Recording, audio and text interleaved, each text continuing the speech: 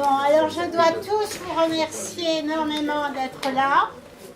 Et vous êtes là à l'initiative de Hervé Castanet et Alain Berlet, tous les deux fous de poésie et de littérature et qui écrivent des livres très importants comme analystes, tous les deux de la cause freudienne. Sur la poésie et avec les poètes, et d'après ce que j'ai compris, Hervé, je n'ai pas pu aller à Marseille ni à Avignon, mais vous êtes aussi très promoteur d'événements à Marseille et à Avignon, je ne me trompe pas. Voilà. Donc, l'idée, c'était, ils ont signé un livre ce matin à la machine à lire. Et l'idée a été de faire une rencontre avec des poètes de mon cercle, puisque je suis éditrice de poésie ici à Bordeaux depuis 5 ans. Évidemment, j'ai dit oui, j'étais enthousiaste, et puis j'ai contacté quelques poètes qui ont tous, au quart de tour, dit oui. Ils sont là, alors je les ai choisis d'une façon un peu particulière, enfin, c'est-à-dire, je voulais qu'il y ait différents direction de la poésie qui soit représentée. Alors, on a ici Sylvie Nève et Jean-Pierre Bobillot qui ont vécu ensemble une quinzaine d'années et ont élaboré ensemble de la poésie de performance et des duos. Mais chacun d'eux va intervenir séparément dans la première partie, et dans la deuxième partie qui va se passer dans la rue ou dans une cave de la rue s'il pleut, mais c'est une très belle cave, ils vont nous donner un duo. Voilà, et une très belle rue d'ailleurs. Voilà, bon. Ensuite nous avons Cédric Le Penven, qui est un merveilleux poète édité par Jacques Brémond. Jacques Brémond est un éditeur de poésie typographe que j'adore et que j'ai reçu ici dans la galerie 2 fois de suite et que je vais recevoir encore. Et il fait des très très beaux livres, hein. Moi je suis rien à côté d'eux, c'est-à-dire que j'essaye de faire...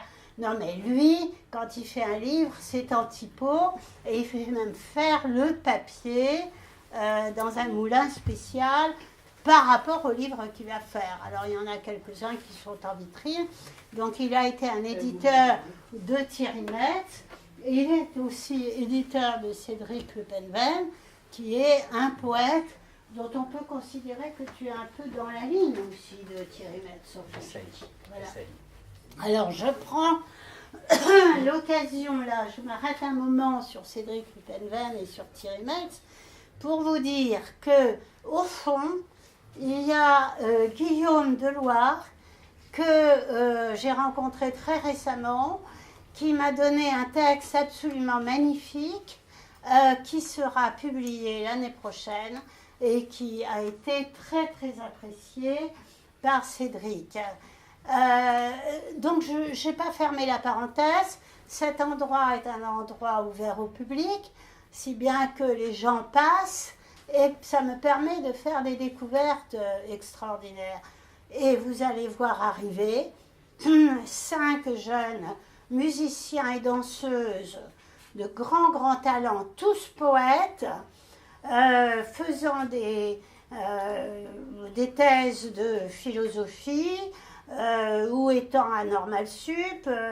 L'une est prof d'allemand, l'autre est prof de perse.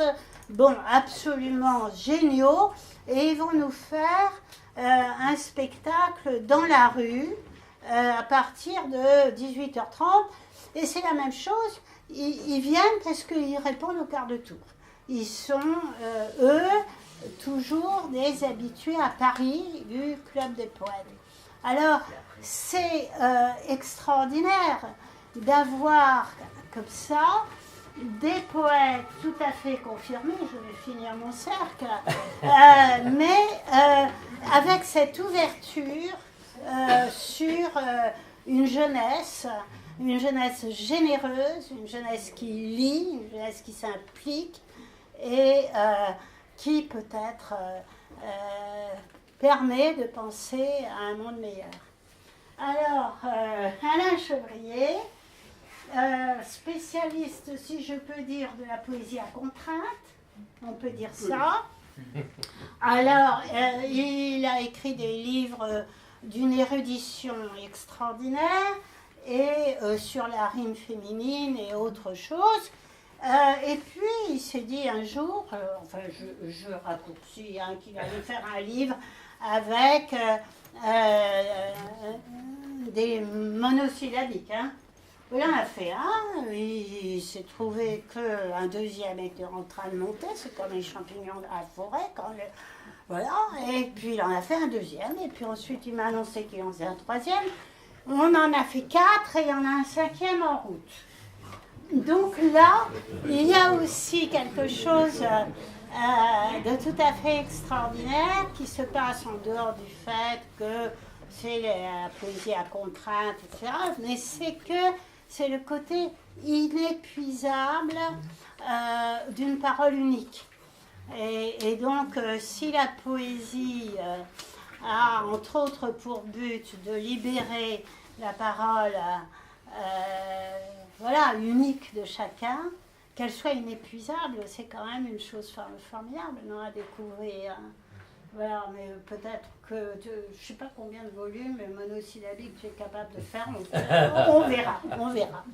Bon, ensuite, voilà, Jean-Paul Clé, qui pour moi représente la poésie lyrique, alors dans toute sa splendeur, et cependant complètement en phase avec ce qui se passe dans le monde, nous vient de Strasbourg. Je lui ai déjà fait deux livres, j'en prépare un 3e, un 4e.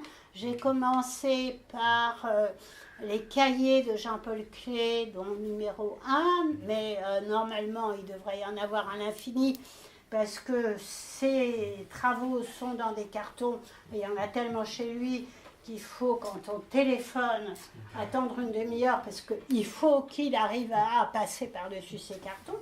J'ai vu, c'est pas de la blague. Et il écrit, il ne fait que ça, il écrit beaucoup dans les cafés, donc il voit le monde, il voit les gens. Et l'anecdote hier, c'est qu'il est sorti du train, il s'est arrêté au McDonald's et il y a un clochard qui est venu et qui lui a mangé dans son assiette. Alors Jean-Paul lui a proposé des frites, il a dit je ne mange pas des frites et il lui a mangé son gâteau et il était très content.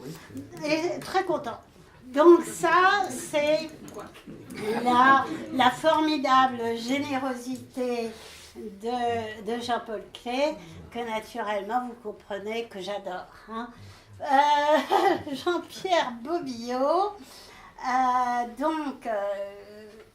professeur de lettres à l'université de Grenoble, est un performeur, mais peut-être, enfin bon, une sorte de feu d'artifice, de jeu de mots, de tout ce qu'on veut.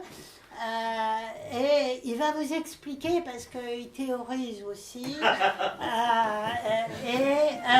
il le fera beaucoup mieux que moi pour se présenter dans un moment. Voilà. J'ai cru comprendre, mais on peut toujours rêver, hein, je pense, puis surtout si on est dans un milieu d'analyste, le rêve n'est pas interdit, que cette manifestation soit reconductible chaque année et qu'on puisse en faire un rendez-vous de rentrée littéraire. Bon, ça serait quand même magnifique. Bon, on va commencer déjà à ne pas s'ennuyer là maintenant. Hein? Voilà, et on commence par Cédric. Et ensuite, on aura une discussion autour de la poésie de Thierry Metz. Ensuite, on passera à Alain, ensuite à toi Sylvie, ensuite à toi. On garde pour la fin, cher Jean-Paul Clé, parce que je voudrais que vous sortiez d'ici avec le plein de la parole de Jean-Paul Clé. Je voudrais que ça voilà. Et ensuite, on aura le spectacle dans la rue. Voilà. Et pour ceux qui vont durer avec nous le plus longtemps, et j'espère le plus possible, on va terminer au Dos Hermanos, où j'ai réservé la salle, où on peut tous dîner ensemble, et où un des musiciens extraordinaires, puisque c'est un restaurant espagnol, va nous chanter du Garcia Lorca. Voilà. Voilà, et merci.